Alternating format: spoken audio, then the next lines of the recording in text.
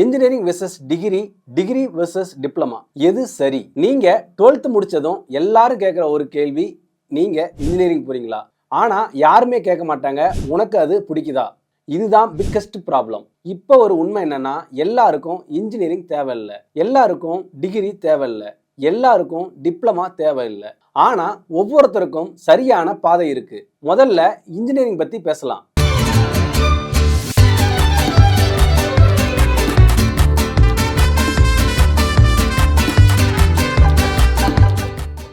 இன்ஜினியரிங்னா என்னன்னா 4 வருஷம் படிப்பு, ஹெவி சிலபஸ், டெக்னிக்கல் நாலேஜ். ஆனா இப்போ ரியாலிட்டி என்னன்னு தெரியுமா? இந்தியாவில் லேக்ஸ் ஆஃப் இன்ஜினியர்ஸ் பாஸ் ஆகுறாங்க, ஆனா ஜாப் கிடைக்கிறது சில பேருக்கு தான். ஏன்? ஸ்கில் இல்லை.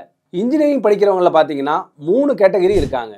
1 பேஷனோட படிக்கிறவங்க, 2 ஃபோர்ஸ் பண்ணி படிக்கிறவங்க, 3வது ட்ரெண்டை ஃபாலோ பண்றவங்க. இதுல முதல் கேட்டகரி மட்டும்தான் வின் பண்றாங்க. அதனால இன்ஜினியரிங் போனா லைஃப் செட்டில் ஆயிடும்னு நம்பாதீங்க.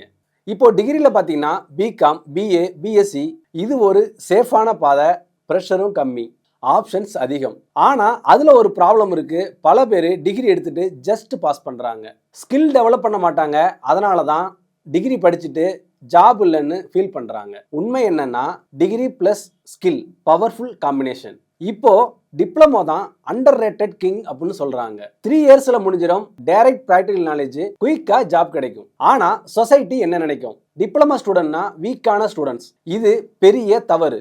பல சக்சஸ்ஃபுல் தொழிலதிபர்கள் பார்த்தீங்கன்னா டிப்ளமோ பேக்ரவுண்ட் உள்ளவங்க தான். இப்போ மெயின் கம்பாரிசன், இன்ஜினியரிங் டைம் அதிகம், degree flexible, diploma fast track.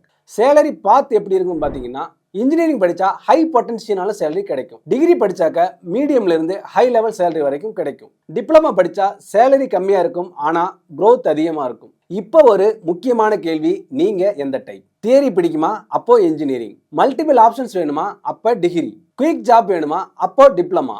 இதுதான் சிம்பிள் லாஜிக். ஆனால் இன்னொரு ட்ரூத் என்னன்னா, கோர்ஸ் இம்பார்ட்டன்ட் இல்லை, கன்சிஸ்டன்சி தான் இம்பார்ட்டன்ட். இன்ஜினியரிங் படித்து ஃபெயில் ஆகிறவனும் இருக்கான், டிப்ளமா படித்து கம்பெனிக்கு ஓனர் ஆகிறவங்களும் இருக்காங்க. டிஃப்ரென்ஸ் என்னன்னா ஸ்கில், டிசிப்ளின், ஃபோக்கஸ்.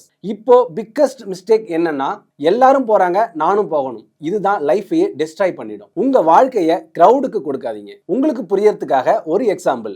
ஒரு ஸ்டூடெண்ட்டுக்கு டிராயிங் தான் பிடிக்கும், ஆனா அவங்களுடைய பேரண்ட்ஸ் அவரை ஃபோர்ஸ் பண்ணி இன்ஜினியரிங் படிக்க வைக்கிறாங்க. ரிசல்ட் என்னவா இருக்கும்?